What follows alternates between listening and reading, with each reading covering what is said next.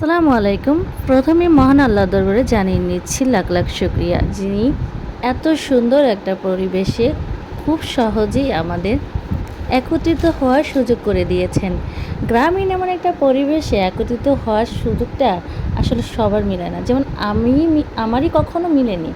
যেমন আমাদের গ্রামের বাড়ি নেই, তো আমি কখনোই গ্রাম দেখিনি। বিয়ের উপলক্ষে শ্বশুরবাড়ি হওয়াতে গ্রামে এখন যাওয়া হয়। সকাল সকাল উঠেই চিন্তা ভাবনা করছিলাম যে ননদকে নিয়ে পার্লারে যাব। তো পার্লার তো বাড়ির আশেপাশে নেই, যেহেতু একটু গ্রামের মধ্যে একটু শহরে যাওয়া লাগে আমাদের। তো শহরের উদ্দেশ্যে রওনা দিলাম গলাচিপা। সেখানে ভালো ভালো নাকি পার্লার আছে। তো ননদকে নিয়ে পার্লারে চলে গেলাম, সাথে আমার দুইটা ননদ ছিল, আমি ছিলাম। তারপরে আমরা হলো কি পার্লারের উদ্দেশ্যে রওনা দিলাম। সেখানে দেখেন যাওয়ার পথে কী সুন্দর ভিউ, পুরো পরিবেশটা এত সুন্দর ছিল। চারপাশে নদ নদী দিয়ে গাছপালা দিয়ে ভরা। গ্রামীণ এমন প্রকৃতি, এত সুন্দর পরিবেশ, কার না ভালো লাগে বলেন। আমার শ্বশুরবাড়ি থেকে বেশ খানিকটা দূরে হওয়াতে আমাদের যেতে একটু কষ্টই হচ্ছিল, কিন্তু কষ্ট হলেও ভালোই লাগছিল, যেহেতু আমি ফার্স্ট টাইম কোথাও যাচ্ছি। এই বাড়িতে আসার পর থেকে আমার কোথাও তেমনভাবে যাওয়া হয়নি। এই বিয়ে উপলক্ষেই এত দূরে যাওয়া হচ্ছে। চারপাশটা এত সুন্দর ছিল, এখানে কলেজ স্কুল মাদ্রাসা থেকে সবই ছিল, কোনো কিছুরই মনে হয় না কমতি ছিল। সাথে ছিল একটা গ্রামীণ ফিল। গ্রামীণ এরকম বাজার হাট দেখতে কিন্তু খুবই ভালো লাগে। যারা আমার মতো শহরের আছেন তাদের কাছে তো আরও বেশি ভালো লাগবে।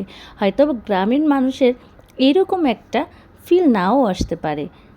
আমরা যেখানে যাচ্ছিলাম সেখানে যাওয়ার পথে একটা বিশাল বড় নদী পড়েছে। নদীটার দৃশ্য দেখে তো এত ভালো লেগেছে। তারপর আমরা নদী পার হয়ে এই যে চলে আসলাম পার্লার যেখানে, সেই এলাকাতে।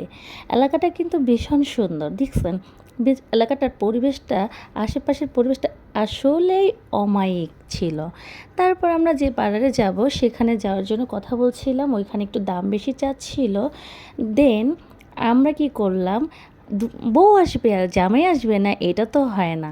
তো জামাই চলে আসলো বউয়ের সাথে দেখা করার জন্য। সেই ফাঁকে আমার ননদের যে নাকের জিনিসটা, সেটা একটু প্রবলেম হয়েছিল, সেটাও সারিয়ে নিলাম। আর জামাই পক্ষ আমাদের একটা ট্রিট দিয়ে দিল ছানার। তো আর কি করা, একমাত্র ভাবি বলে কথা, মিষ্টি তো খাই না, তো ছানাই খেয়ে নিলাম। দেন আমরা একটা পার্লারে চলে আসলাম, যে পার্লারটায় আমরা কাজ করাবো। সেই পার্লারে ননদকে বসিয়ে দিলাম তার যা যা কাজ করানো লাগবে তা করানোর জন্য। তারপর আরেক ননদের হাজব্যান্ডের সাথে মিট করতে চলে আসলাম। এখানে এসে দেখি একটা কেএফসির দোকান। তারপর ননদের হাজব্যান্ড দিয়ে দিল একটা ট্রিট। সেই ফাঁকে দেখি ও বাবা কী সুন্দর ম্যাশ, এগুলো তো ধরার জন্য আমি বেকল হয়ে পড়ছিলাম। এগুলোকে একটু আলতো হাতে আমি আদর করে দিলাম।